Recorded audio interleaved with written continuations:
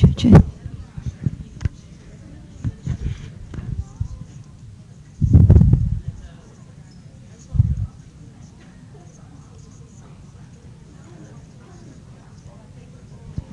right. Good morning, everybody. I think we exam one result is already come out, right? You guys know and already posted. I think you guys did very well. I also posted a score distribution, so you can take a look at it. So before we talk about the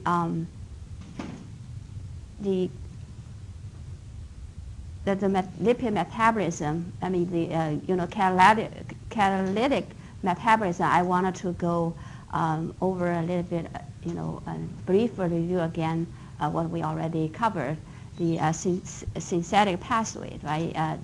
We already talked about the lipogenesis and the triglyceride synthesis. So try to remember these are the two different processes, right? Lipogenesis basically utilize the surplus glucose, right, to convert the surplus glucose or amino acids to fat or to fatty acids. So the starting molecule for fatty acid synthesis or lipogenesis is, remember, what is the starting molecules? Acetyl-CoA, right? Acetyl-CoA again is essential molecules can be generated from oxidation or metabolism of glucose and amino acids. And the pathways, we talk about the key reaction, remember, which is a key enzyme for lipogenesis. Acetyl-CoA carboxylase, right, ACC, and ACC again is a complex. And the reaction for the rate limiting reaction for lipogenesis is the conversion of acetyl-CoA to malonyl-CoA. Acetyl-CoA again is 2 carbon molecules and malonyl-CoA is 3 carbon molecules. So ACC catalyzes the formation of malonyl-CoA from acetyl-CoA. Remember this, right? And also we talk about the next step, going the cycles. Is the fatty acid synthesis complex catalyze the final formation of long chain fatty acids. So adding the fatty acid synthesis complex, adding the 2 carbon to existing fatty acyl molecules, and so for the 16 palmitate fatty acids, you will need to go 7 rounds, right? Seven cycles to adding the to extend the carbon chain till the 16 lengths, and each cycle you only add 2 carbons, and the carbon donors is the malonyl-CoA molecules, right? So that for the lipogenesis, and we also talk about the triglyceride synthesis. So triglyceride synthesized from 3 free fatty acid molecules and 1 glycerol phosphate. So glycerol phosphate and 3 fatty acids molecule are the substrate for triglyceride synthesis, and you adding the 3 fatty acids to the glycerol molecules. And we also talk about the different tissues that responsible for the lipogenesis or triglyceride. Lipogenesis, the liver is a major site for lipogenesis, right? And also adipose tissue does some lipogenesis. And for triglyceride synthesis, adipose tissue actually is a major tissue that synthesizes triglyceride. But of course, the other tissues like liver and muscle, and even in small intestine, right, also can synthesize triglyceride. So once triglyceride is synthesized, and they need to be transported to adipose tissue for storage. So this slide we talk about the transport of triglyceride. And remember, I mentioned the small intestine, liver, and all are all able to synthesize triglyceride. And in the small intestine, the triglyceride basically is from diet, right? We eat food, and lipids present in the food, first of all, need to be digested, break down to the fatty acids in the small intestine, and and then the enterocytes absorb the fatty acids from lumen of small intestine into the enterocytes, and then LUPAC. Remember, the LUPAC re-emphasize free fatty acids that absorbed from small intestine lumen to the triglyceride. And again, we also mentioned triglyceride cannot be just freely enter the circulation and to be transported into the adipose tissue for storage. There are called the lipoproteins, and it's needed for packing the triglyceride and transport the triglyceride to the adipose tissue. And same thing happens in the liver. Liver can synthesize fatty acids from lipogenesis, right, from the glucose or amino acids to triglyceride, and this triglyceride again is also need to be packed into lipoprotein, but it's in a different lipoprotein. In the liver, VLDL is a major lipoprotein that's synthesized in the liver. So triglycerides packed into VLDL and are secreted into circulation and then transported into the adipose tissue for storage there, right? So try to remember chylomicron is a major lipoprotein that's synthesized in the small intestine, and VLDL is a major lipoprotein that's synthesized in the liver. And they have the same function, is to transport the triglyceride and of course other type of lipids, for example cholesterol, we're going to talk about later, right? But here, the triglyceride is transported from small intestine by chylomicron or from liver by VLDL to adipose tissue. And also remember the triglyceride is quite a big molecule, right? And cannot be directly absorbed or transported into the adipose tissue. So what our body does is to, first of all, we need to break down triglyceride and back to the free fatty acids and the glycerol, and again either coming from chylomicron or from VLDL.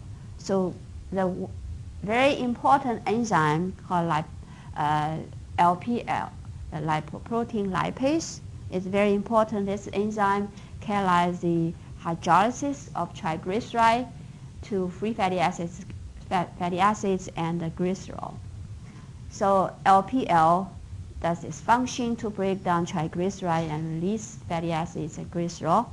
And fatty acids then be able to transport it into adipose tissue. And once these fatty acids enter the adipocyte, and then need to be re-acidified again to triglyceride and stored there, right? So because you have a lot of fatty acids actually going to the adipose tissue, so triglyceride synthesis activity is pretty high, particularly in the fat condition. So again, the adipose tissue is a major site, it's the most active tissue that does triglyceride synthesis.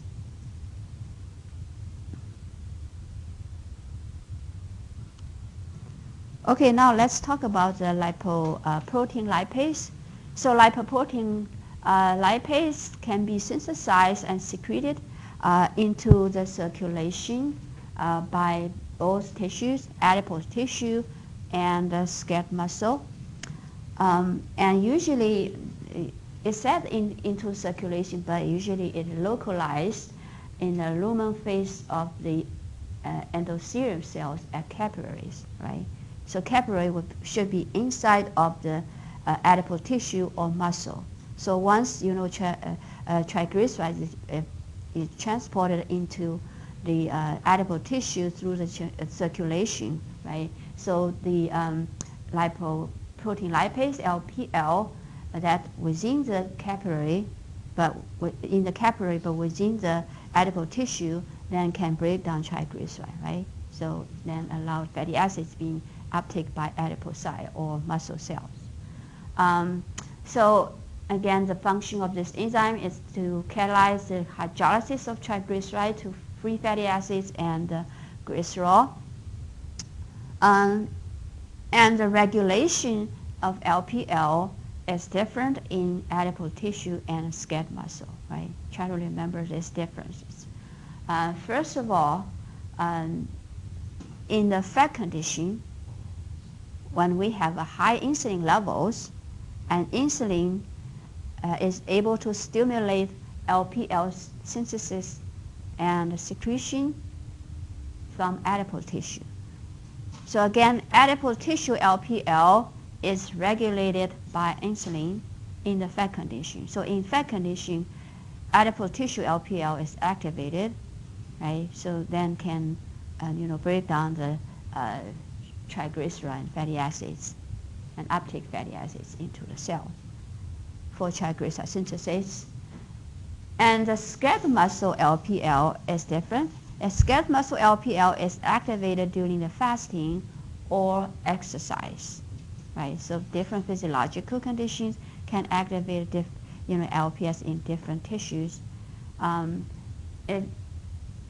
So the function you can also maybe based on this different regulation we can understand, right? In the fat condition, we have a lot of triglyceride being absorbed, and we need to store triglyceride in the adipose tissue. So the reason why adipose tissue LPL need to be activated, right, to get fatty acids into the cell from triglyceride, and for the skeletal muscle, because the skeletal muscle actually utilize a lot of fatty acids for energy fuel during the fasting. We need to spare glucose, so we need to break down triglyceride and to utilize fatty acids as energy fuel. And similar issue during exercise. Exercise also utilize a lot of fatty acids for energy, for muscle contraction. So that's the reason why muscle LPL need to be activated during the fasting or exercise. You try to get utilize triglyceride and break down triglyceride for fatty acids and uptake into the muscle cell and for energy production. So it's the fatty acids or triglyceride break down fatty acids, and fatty acids usually once it's entered the muscle cells, usually it's break down and oxidized for energy, right, in the muscle during fasting exercise. But in the fat condition, in adipose tissue, these fatty acids will not be break down for energy, but re-acidified triglyceride for storage, right? So different purpose, these two tissues.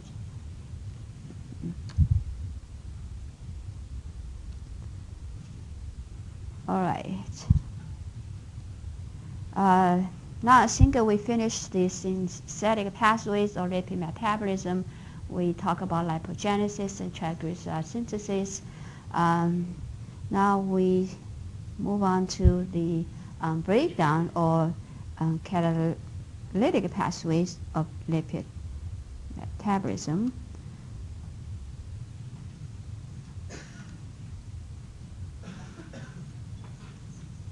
Any questions about the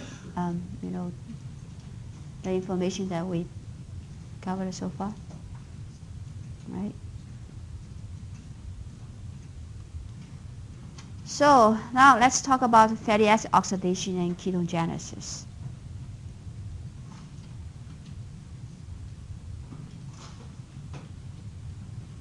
Mobilization of triglyceride and fatty acids. We know the triglyceride is a stored energy, right? During the fasting, we first of all we break down the glycogen, right, to utilize carbohydrate for energy, and also we make glucose through the gluconeogenesis. But in the meantime, we also the carbohydrate either from the glycogen or we make glucose is still not enough for for energy during the fasting. So we also need to break down triglyceride and utilize as energy. So mobilization of triglyceride fat oxidation usually occur in the fasting conditions, right? So before we talk about the mobilization of triglyceride, we just wanted to go over again the storage of triglyceride. What happened, how we store triglyceride in the adipose tissue. So in the fat condition, we know we have a fatty acids that's from diet, and then again, once the enterocytes absorb the fatty acids from diet, need to be packed, need to be reacidified to triglyceride again and packed into chylomicron, right, in the small intestine, and then transported to the adipose tissue. Again, the lipoprotein lipase is very important. We need to break down triglyceride in the chylomicron to free fatty acids. Then free fatty acids be able to uptake into the adipocyte. And we also eat. We also have carbohydrate in the diet, right? So we also have and maybe we have a little bit more carbohydrate. Carbohydrate we eat, and then this carbohydrate will be converted to fatty acids through lipogenesis pathways. And in the liver, this fatty acids being synthesized triglyceride and packed into VLDL, right? And VLDL also transported triglyceride to the adipose tissue, and also again need the lipoprotein lipase to break down triglyceride in VLDL and release fatty acids, right? So fatty acids that enter the adipocyte usually comes from the two sources, right? One is from the directly from chylomicron from the small intestine, and then the other sources is from liver, but initially is converted from carbohydrate glucose, right, through lipogenesis. So you can see that in the adipose tissue, the fatty acids, the majority of fatty acids actually is from the outside, right? From the absorption from the diet or from the liver, and we need the other side, right? The other substrate for triglyceride synthesis and glycerol 3-phosphate. Remember this, right? So glycerol 3-phosphate usually is made in the adipose tissue, adipocyte, and it's from the glycolysis. Remember, right? Glycolysis is the most important pathway for glycerol 3-phosphate synthesis in the adipose tissue. And glycerol 3-phosphate can also be made directly from glycerol, remember, through the glycerol kinase. But this glycerol kinase is not present in adipose tissue, only the liver. So in adipose tissue, the glycolysis is a major pathway for glycerol 3-phosphate synthesis. So you see that in the fat condition, we have a glucose that from diet that can be transported into the adipocyte by the group 4, which is regulated by insulin, right? Insulin levels high in the fat condition. So glucose can enter the glycolysis pathway to make glycerol 3-phosphate in adipose tissue. But of course, the glucose can also be part of some of glucose can also be, complete oxidized in the adipose tissue and go through the TCA cycles and generating the citrate, right? Remember, so citrate is important molecules that can convert it back to the acetyl-CoA, and to also the acetyl-CoA can be used for lipogenesis and generating free fatty acids here, right? So just try to remember this is not the major pathways for triglyceride synthesis. Most of the free fatty acids actually comes from diet and lipogenesis in the liver, right? But adipose tissue can also, does some lipogenesis from glucose, but it's not a major pathway, right? So, so this is the whole process occurred in the fat condition. So we have a lot of triglycerides that's stored in the adipose tissue. Again, majority of fatty acids comes from diet, right, and also liver lipogenesis.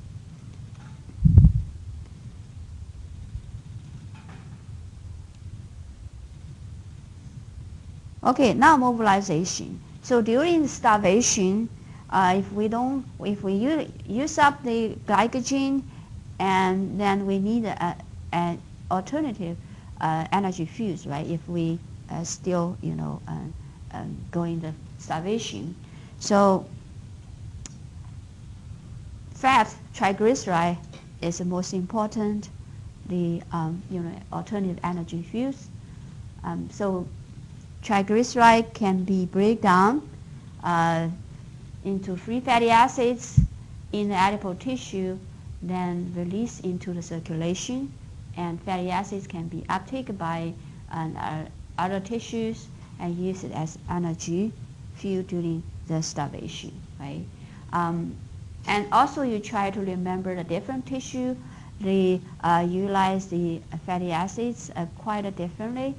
For example, in the muscle, triglyceride, the fatty acids mostly utilize, go for the oxidation, fatty acid oxidation, and produce energy, right?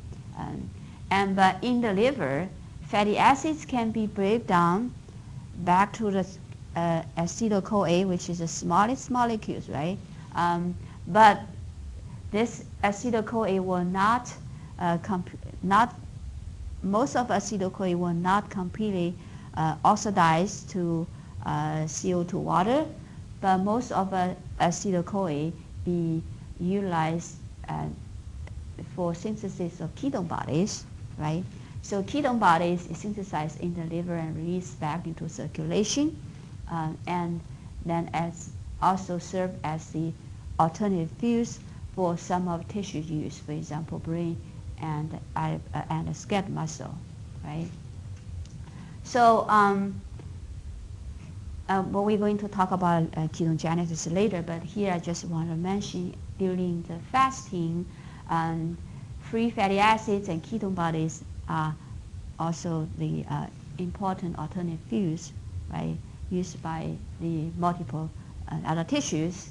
And the reason why we need to make ketone bodies, particularly because of the brain cannot utilize fatty acids, because the fatty acid molecule is too large, cannot pass through the brain, the blood barrier, right?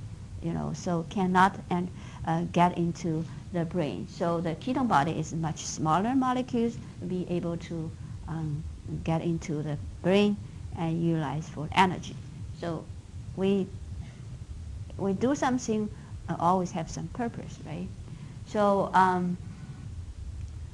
and just wanted to remind you, here we talk about fatty lipid metabolism. Just wanted to remind you that we also, the carbohydrate metabolism, right? A lot of metabolic pathways also activated or suppressed. For example, the glycogen breakdown pathways being very active, right? So we utilize the stored carbohydrate, and the glycogen synthesis pathway need to be shut down, right? And also we need to activate the gluconeogenesis pathways, so particularly in the liver, and also need to break down, to reduce the lipogenesis activity, right? We're not going to synthesize, but we wanted to utilize, right? And the ketogenesis pathways activated. All right, so this just gives you sort of overall pictures, how triglyceride is mobilized during the fasting or starvation. Any questions about? Yes, Karen. Sorry, how long? Oh, so synthesis. Yeah, ketone body is kind of very late, probably like 2 days later, starvation. You have a lot of ketone body synthesized. And it kind of peak, they happen 2 days, after starvation. Yes.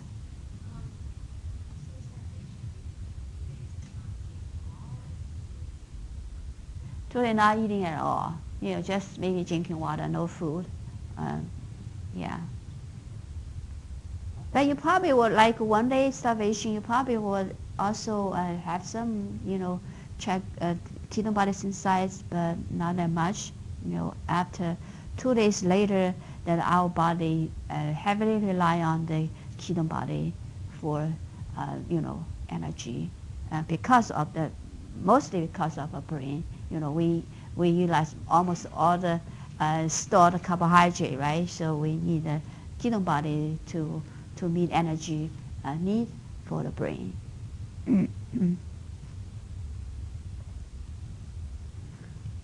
Okay, so now what happens inside of the adipocyte in terms of mobilization of triglyceride? So how triglycerides break down into fatty acids, right, and release into circulation. So there is a different enzyme, a set of enzymes that break down triglyceride to fatty acids. And here I first of all, I just wanted to tell you that this is the most important enzymes during the fasting that activated, that can break down triglyceride or hydrolyze triglyceride, which is HSL, hormone-sensitive lipase, right? Hormone-sensitive lipase, HSL. So HSL activation can be regulated by phosphorylation or dephosphorylation mechanism. So if HSL gets phosphorylated and its activity is increased or become active, and if it's dephosphorylated and become inactive, and so the hormonal regulation, so how this HSL phosphorylation, dephosphorylation connected to the hormone levels, right? We know fasting or fat condition, the major change is the hormones, right? Insulin, and the glucagon and epinephrine are the hormones that upregulate, right, the increase during the fasting. And these two hormones be able to increase cyclo-AMP levels that we already talked about it, right? The glycogen metabolism regulation. So cyclo-AMP levels not only regulates the glycogen breakdown, but also regulates the triglyceride breakdown, right? So it's kind of correlated. So cyclo-AMP levels increase by this two hormones, and then remember this kinase, protein kinase A, right, goes up, and then causing the phosphorylation of HSL and activate HSL and hydrolyze triglyceride and release fatty acids. So this is the pathways that activated the HSL and break down triglyceride. And in the meantime, we during the fasting, because of glucose level goes down, so insulin release will be shut down, right? So we have a lower insulin levels during the fasting.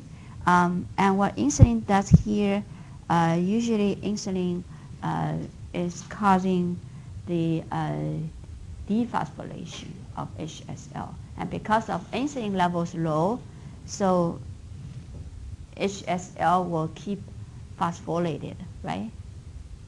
So that means we'll keep HSL active, right?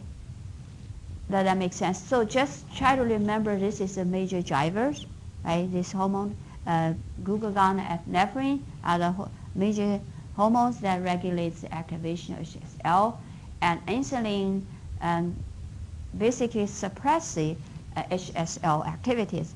But when during fasting, when insulin levels is decreased, so this suppression will be gone, right? So then, like indirectly, you also increase the HSL activities.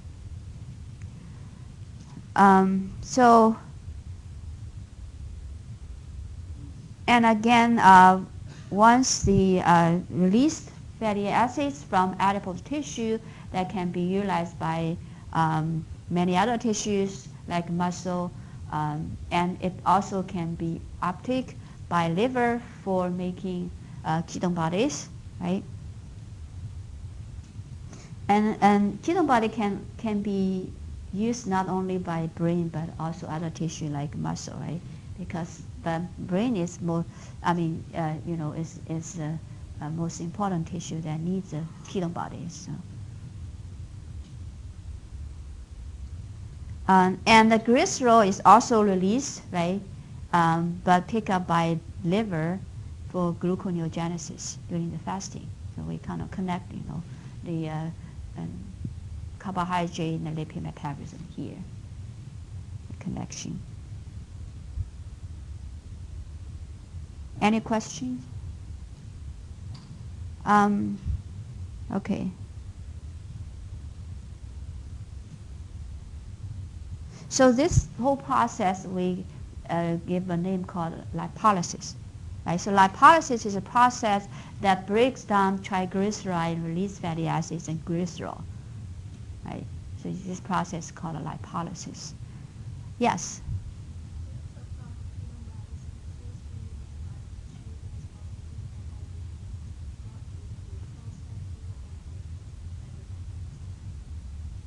Nothing. No glucose, no lipids, and no protein, no food at all. Right? Starvation.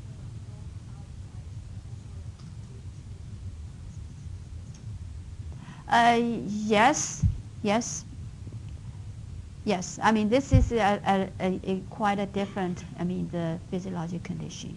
Yeah, low-fat diet, low-carb diet, right, you said. Yes, low-carb diet can also promote ketogenesis. We're going to talk about later, right?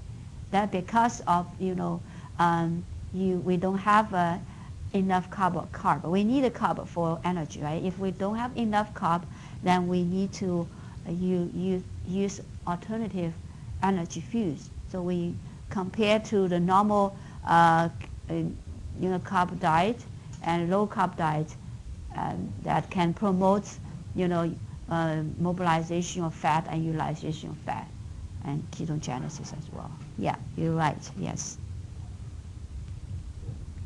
And the hydrolysis of triglyceride, I just mentioned the HSL because this is the most important hormone that responds to the starvation hormones, right? The epinephrine and glucagon, but for the complete breakdown or hydrolysis of triglyceride, we also need other two lipase. One is called ATGL, or adipose triglyceride lipase, and MTGL is monoglycerol glyceride lipase, right? So here is sort of a process. So you can triglyceride, you can see that the glycerol break backbone has a 3 fatty acid attached to it. And this is diacylglycerol means that you only have 2 fatty acids attached to the glycerol backbone, and you lose the 1 fatty acids, right? And then monoacylglycerol, and you only have 1 fatty acid attached to the glycerol backbone. So the first enzyme that breaks down the first 3 fatty acids from triglyceride is the ATGL. So ATGL that removes the fatty acids, 1 fatty acid from the SN1 position, right? And generating 1 free fatty acids and diacylglycerol molecules. And HSL usually break down the fatty acids from, release fatty acids from diacylglycerol, right, and generating the monoacylglycerol.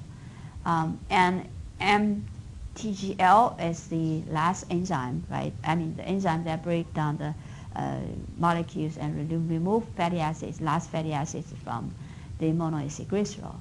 So this sort of the sequential, the hydrolysis process that can completely release the 3 fatty acids from glycerol.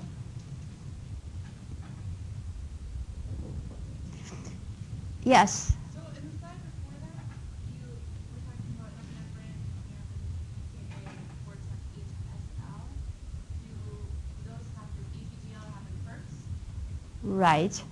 Yeah. And so that doesn't, epinephrine and glucagon don't affect ATGL? ATGL is relatively new lipase, so I think it does, but the kind of catalyze sort of kind of constitute active. So the does the cleave like at the pretty what I try to say, like the basal levels. You always have some the ATGL activity there. So yeah.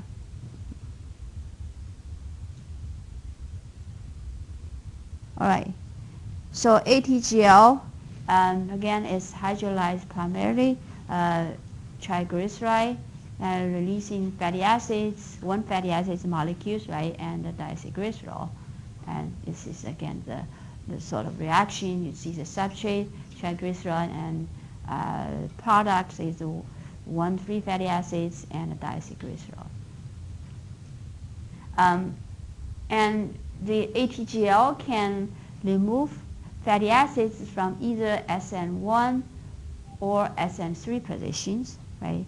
So you can generate the different diacylglycerol.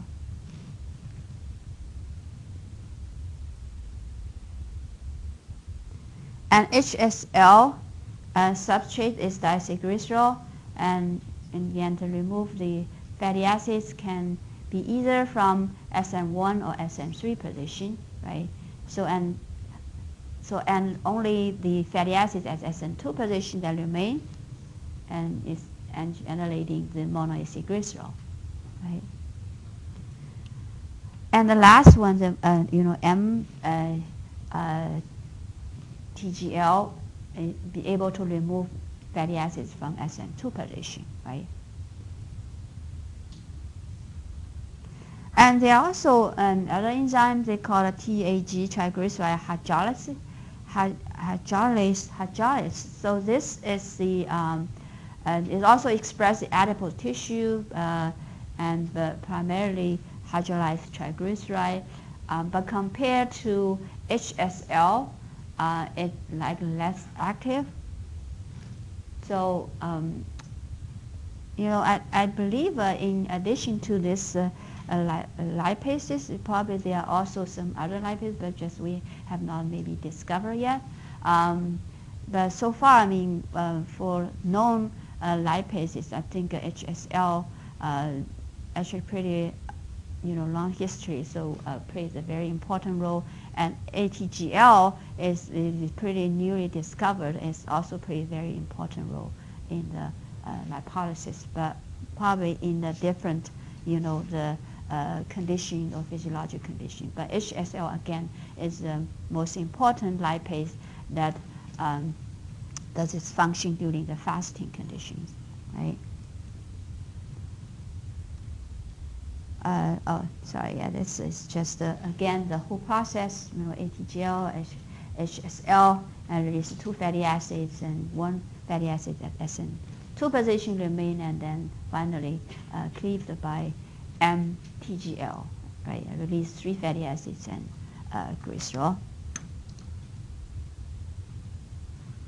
Okay. Any questions about the this whole process? Yes, Karen. All three lipases actually, if you want to hydrolyze the whole molecule, it's Mm-hmm. just that we know particularly most of the HSLs because they're all important. Yeah, but I mean, because once you be able to release fatty acids, that should be fine, right? We be able to release fatty acids, and if not completely, break down the triglyceride, that's fine. So I think, yeah.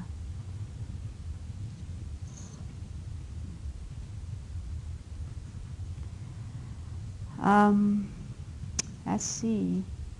Shall we take a 10 minutes break? We'll come back like 35, right? 11:35.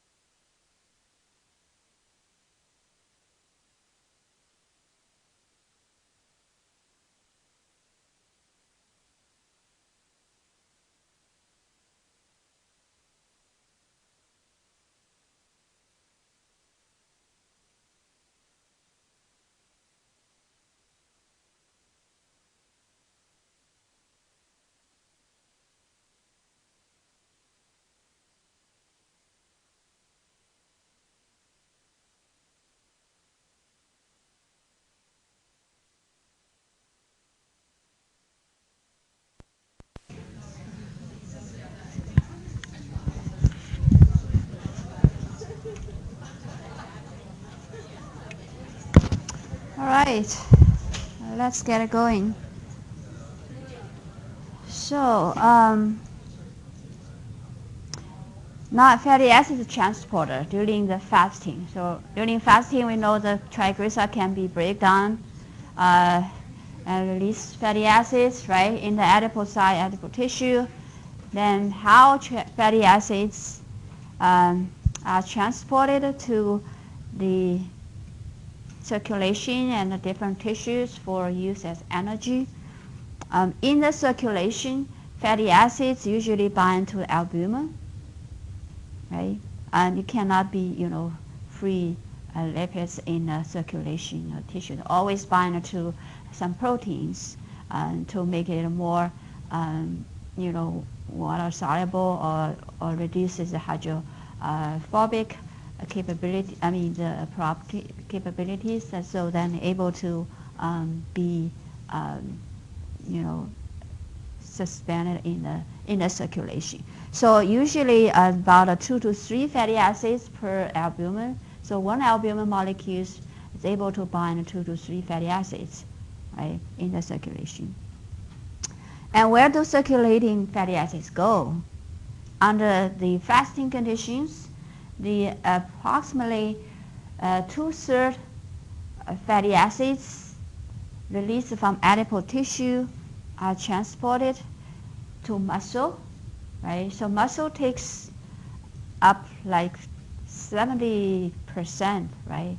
2/3 of the fatty acids that are released from adipose tissue are utilized in the muscle, and 1/3 of fatty acids and goes to liver for oxidation or ketone body synthesis, right? So again, I mean during the fasting, adipose tissue release fatty acids, the most of them are utilized by muscle. And glycerol is released into circulation as well. We know that, and transported to liver for making glucose, right? Gluconeogenesis as precursors, right? Okay, so and you're probably kind of wondering, I also wondering too, the triglyceride usually packed into the lipoproteins, right? Chylomicron or VLDL, and fatty acids that release from adipose tissue will not pack into any kind of lipoproteins. Adipose tissue does not make like lipoprotein. So again, fatty acids normally bind to the albumin or other fatty acid binding protein inside of the cells. Okay, so class activities, and you guys maybe wanted to thinking about the couple of questions. How does it happen for the mobilization of triglyceride, under which condition that occurs, basically under fasting condition, right? And where does it occur? In which tissue cells the triglyceride mobilization occurs?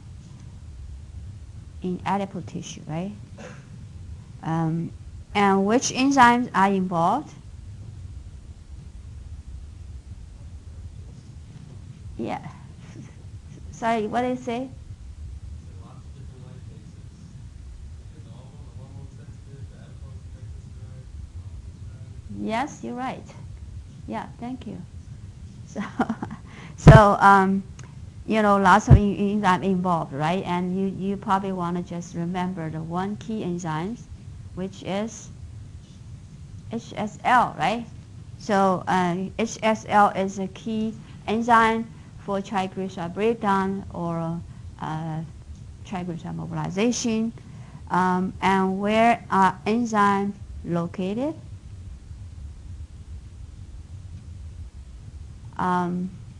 Inside of cells, right? In the adipose tissue, but HSL also inside of muscle cells.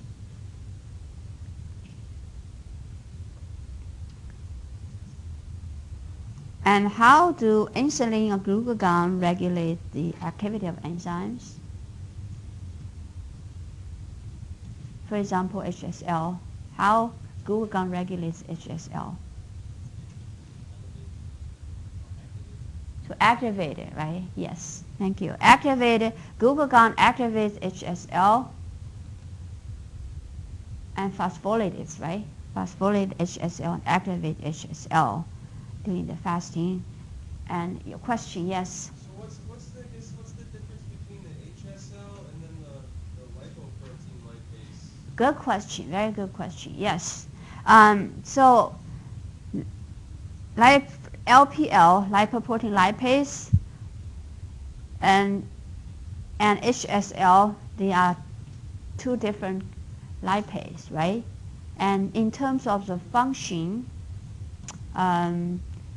they actually does the same thing. They both hydrolyze triglyceride and release fatty acids, glycerol, right? But the differences between these two enzymes are, first of all, location. You know, the LPL, lipoprotein lipase, usually localized in the circulation. You know, the capillary. Remember the lumen phase of endothelium cells of a capillary. So outside of cells, right, in the circulation. So the hydrolyzed, the substrate, the hydrolyzed triglyceride in the circulation, in the VLDL or in the chylomicron, right? But HSL is localized inside of cells. So hydrolyzed triglyceride inside of cells can be adipocyte or can be, you know, the muscle cells, right? So this is a major difference. And also the regulation. LPL, if we're thinking about adipose tissue, right? So LPL is activated by insulin in the fat condition, in the adipose tissue, right? And HSL, insulin inhibits HSL. And during the fasting, glucagon, epinephrine activates HSL, right? So regulation is also different. But muscle LPL and the HSL is regulation is quite different. It's a little bit different from the adipose tissue. So remember, LPL in muscle is activated during fasting, right? Fasting or exercise. And the HSL also can be activated in the fasting conditions in the skeletal muscle or exercise. And in terms of substrate is also different. I mean, muscle LPL is also not within the cells, right? The muscle LPL also hydrolyze triglyceride in the circulation, particularly in the VLDL. And the HSL hydrolyzed triglyceride within the muscle cells, right? Is that clear? I don't want to kind of confuse you. And just thinking about if you make a comparison between these two enzymes and you try to separate the tissue locations, thinking about, you know, what is different in the adipose tissue, LPL and HSL, what is the difference, you know, muscle, LPL and HSL, how they regulate differently, right? In terms of the hydrolysis, I mean the substrate, they are the same. They both LPL, both in liver, in muscle or both in muscle and adipose tissue, they hydrolyze triglyceride in the circulation, right? And HSL hydrolyze triglyceride in the inside of cell, adipocyte or muscle. But regulation is different, you know, different tissue. All right. Okay, now let's talk about the fatty acid oxidation. So once the fatty acid is available during starvation and picked up by muscle, we know 2/3 of fatty acids, right, picked up by muscle and 1/3 by liver. and of course some other tissue as well to use fatty acids. How fatty acids can be used for energy, how fatty acids can be metabolized, oxidized, and produce energy, or ATPs. So oxidation of fatty acids mostly occur in the liver, in muscle and liver, of course other tissue as well, right? The muscle definitely is the most important tissue that oxidize fatty acids, right, for energy. And we talk about this, right? Lipolysis is the main process of triglyceride mobilization. We just break down triglyceride to fatty acids and glycerol. And first reaction for fatty acid oxidation. So fatty acids can be break down, before can be break down, has to be activated first. So activation of fatty acids to fatty acyl-CoA, this is the first reaction, the first step. Right? So the enzyme catalyzes this activation is called fatty acyl-CoA synthetase. So fatty acyl-CoA synthetase is enzyme that activates fatty acids to fatty acyl-CoA, right? And this reaction occurs in the cytosol. Remember when for the lipogenesis, we also talk about this reaction, right? So fatty acids, either for the synthesis or breakdown, or either for the synthesis of triglyceride or for breakdown, carbons for oxidation, fatty acids always need to be first activated to fatty acyl-CoA, right? So this is sort of common reactions for both triglyceride synthesis and the fatty acids oxidation breakdown. So again, fatty acyl-CoA synthesis. I also need 1 ATPs for this reaction. I just wanted to remind you this numbering system for carbon chain of fatty acids, and remember the alpha beta system, right? So the first carbon, the next to the carboxyl group is considered as the alpha carbon, and then beta carbon and gamma carbon, right? I just wanted to remind you again, and because we're going to talk about the oxidation fatty acids, so-called beta oxidation. So fatty acid oxidation, here we only talk about beta oxidation because this is a major process for fatty acid oxidation in the mitochondria.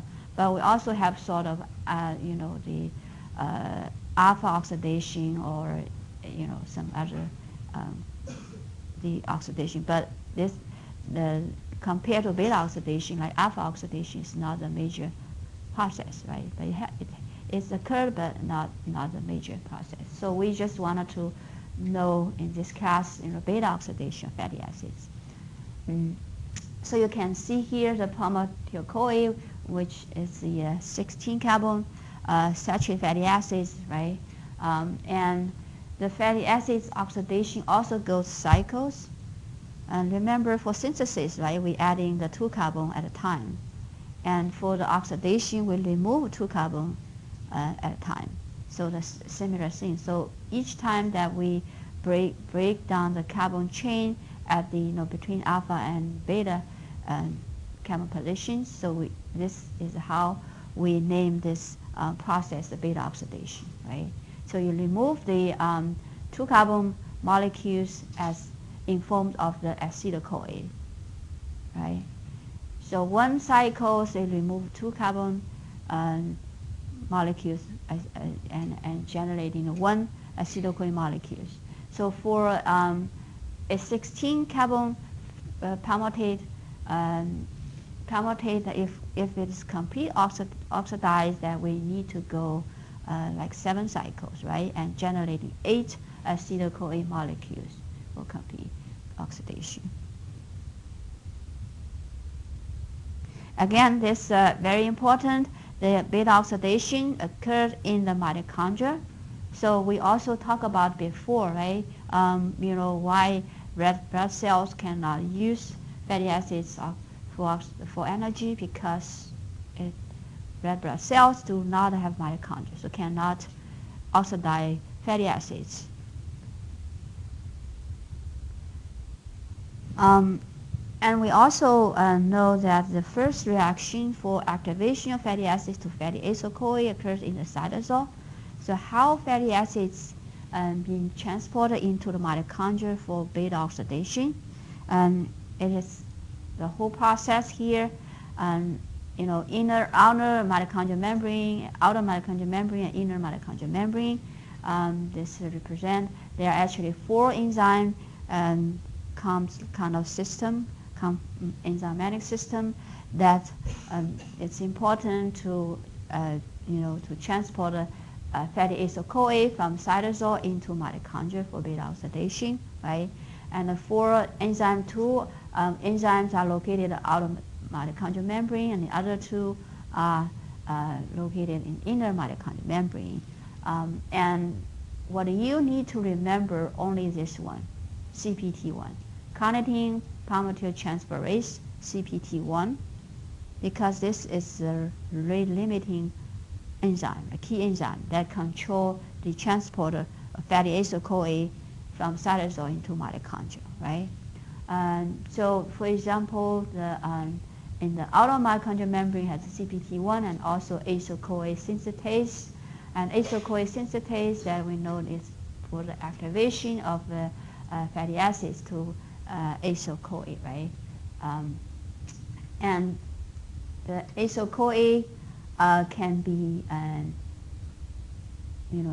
transported into through the outer mitochondrial membrane, and then the enzyme CPT1 that is important that catalyzes the formation of acyl-carnitine because acyl CoA cannot be directly enter the inner mitochondrial membrane.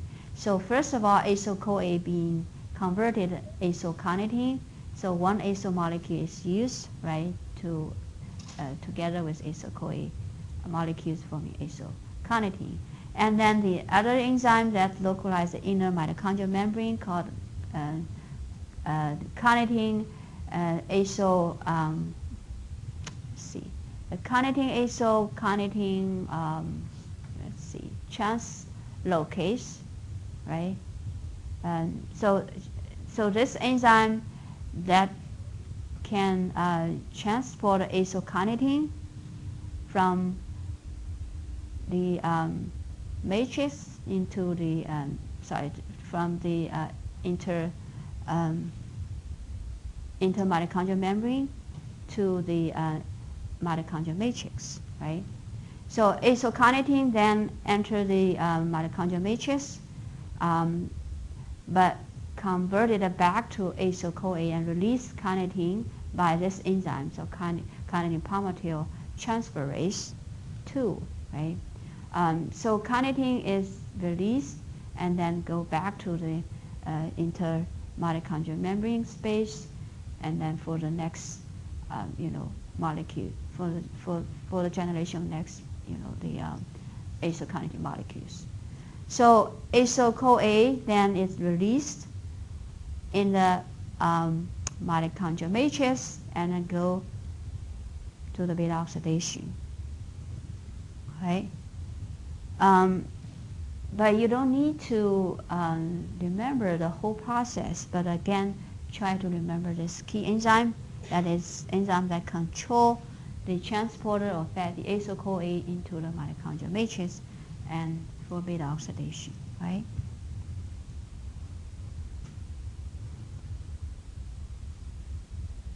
Any questions about this process?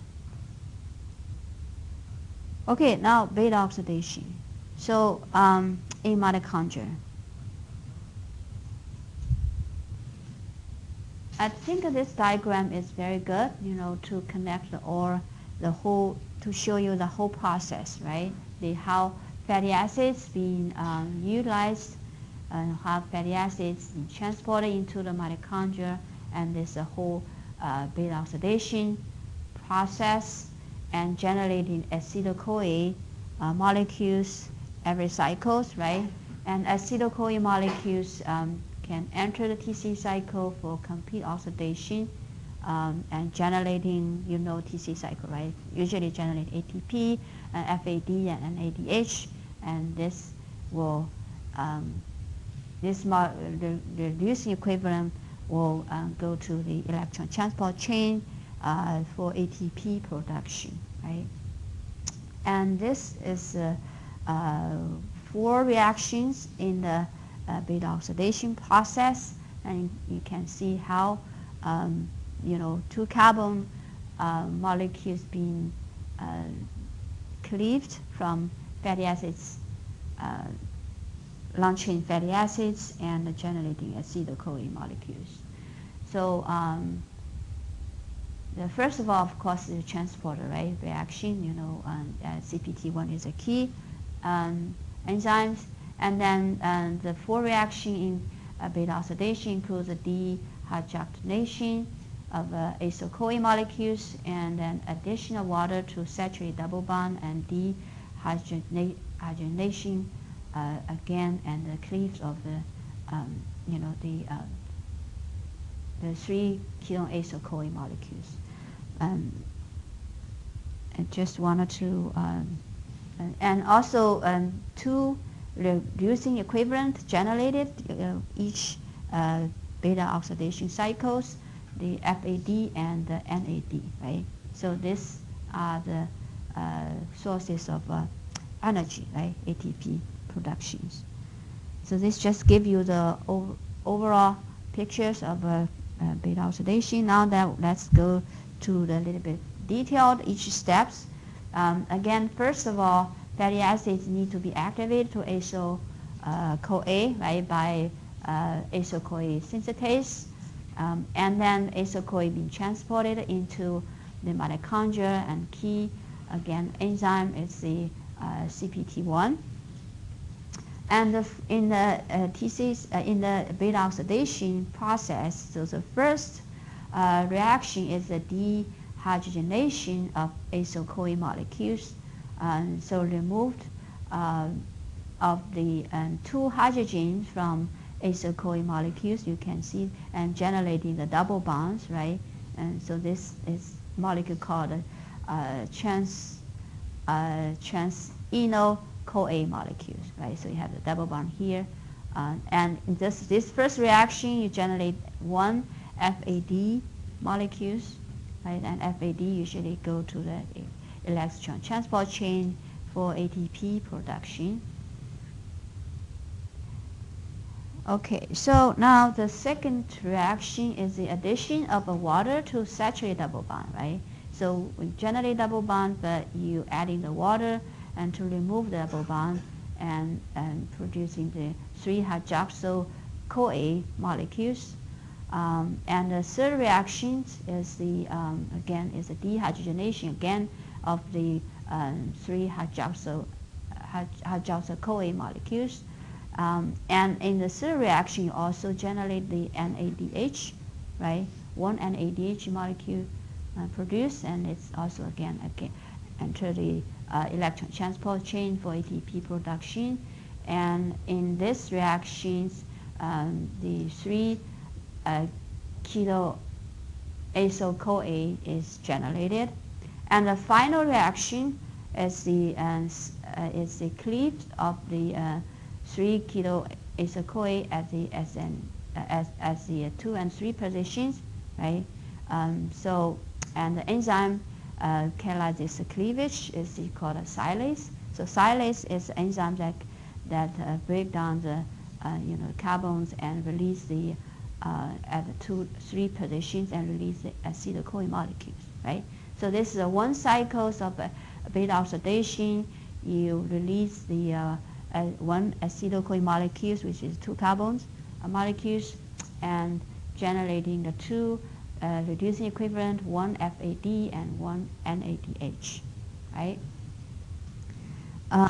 Again, you do not need to remember each reactions, your enzyme substrate, but again, I just want you to remember two things. One is one cycles, you remove the two carbons, right, generating one acetyl-CoA molecules. And the second thing is the two reducing equivalent molecules, one FADH and one NADH is produced each cycle, right?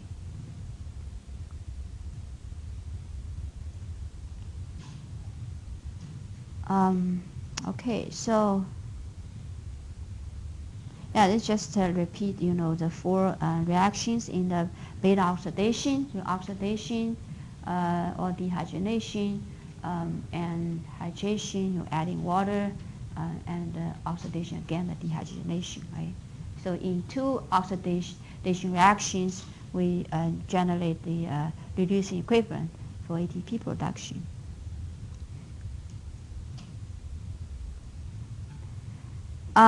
So fatty acid oxidation actually is more efficient in terms of the energy production. If we compare 1 molecule of fatty acids to 1 molecule of glucose, that fatty acid oxidation generates more energy, right, than the glucose. For example, 1 gram of glucose oxidized only generates 4 kcal, and 1 gram of fat or fatty acids were able to generate like 9 kcal, right? And in fat oxidation, for every loss of the 2 carbon molecules, or generating 1 acetyl-CoA molecules, we know 1 FAD, right? Remember, is generated, and 1 NADH. So each FADH be able to yield 2 ATPs, right? And each NADH yields 3 ATPs. Because this NADH is produced within the mitochondria, so don't need to transport it, right? So usually we'll produce the 3 ATPs. So so for ATP production, just try to help you understand better the process. So I think we do kind of calculation for ATP production, and help you understand the whole process of fatty acid oxidation. So take example, palmitate 16 carbon fatty acids as an example. How many ATPs is generated from 1 molecule of a palmitate, right? So how many acetyl-CoA can be generated for complete oxidation of palmitate? 8, right? So 8 acetyl-CoA can be generated. And how many FAD and NADH can be produced from oxidation, from beta oxidation of fatty acid, palmitate? 8. I mean FAD and NAD. Thinking the cycles, you have 18 carbons, and you probably just go to 7 cycles, right? Because each cycle you remove 2 carbons.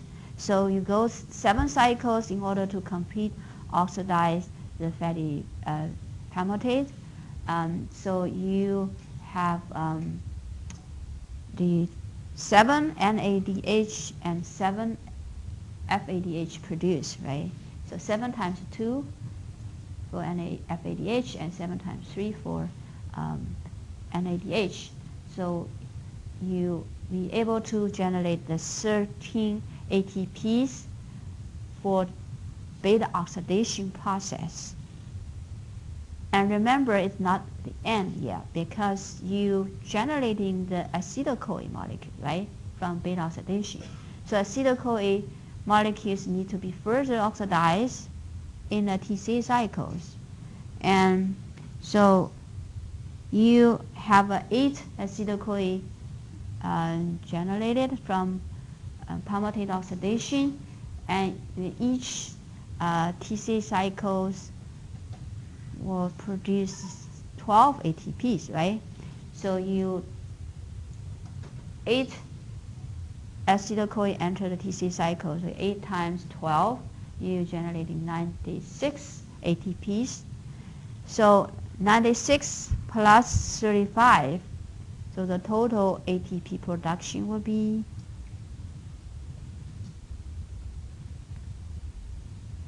130. First, it's 131, right? 131 ATPs produced from beta oxidation and complete oxidation, the TC cycle of acetyl-CoA. And remember, the first reaction for activation of fatty acids, we utilize the ATPs, right? So and this ATP actually is utilized to generate not ADP but AMP, so that like equivalent to like 2 ATPs, right? So you utilize 2 ATPs for fatty acid oxidation. So eventually, net ATP yield is 129 from 1 palmitate, right? Oxidation. And if you compare to the ATP production from 1 molecules of glucose, it actually 36 to 38 ATPs, right?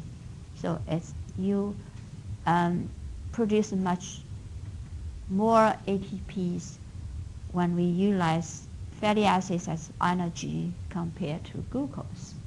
So take-home message here is more carbons, and for the molecule has more carbons and should have more energies, right? Right, any questions? Yes.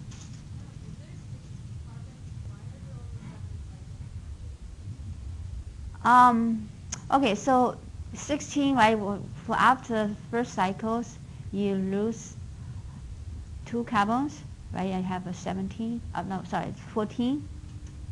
And then you, I mean, you can calculate it, you know. I think because the last 2 carbons, you don't need to go 1 more cycles, so something like this. But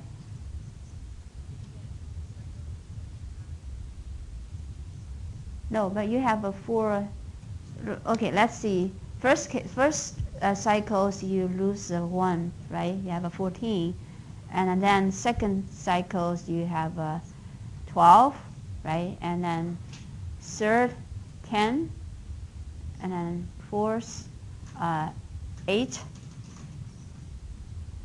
5, then 6, and then sorry.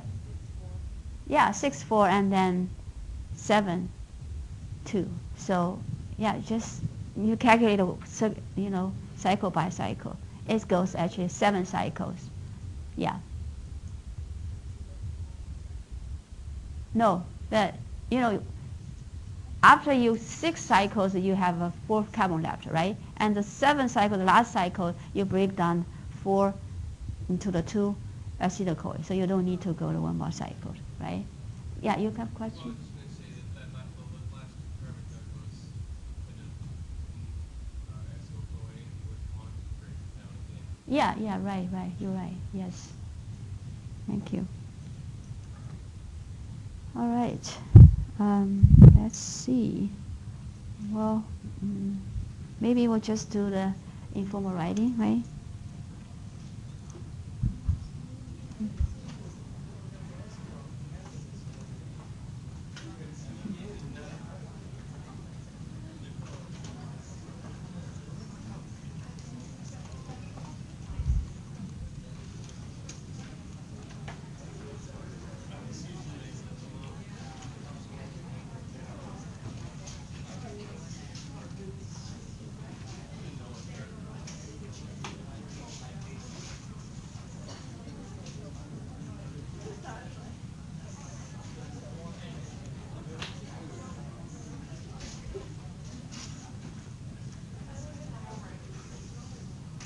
Okay, so this should be easy question. Yeah, question? So this is supposed to be in formal writing 3. Oh, yeah, I can make change, sorry. 3, right?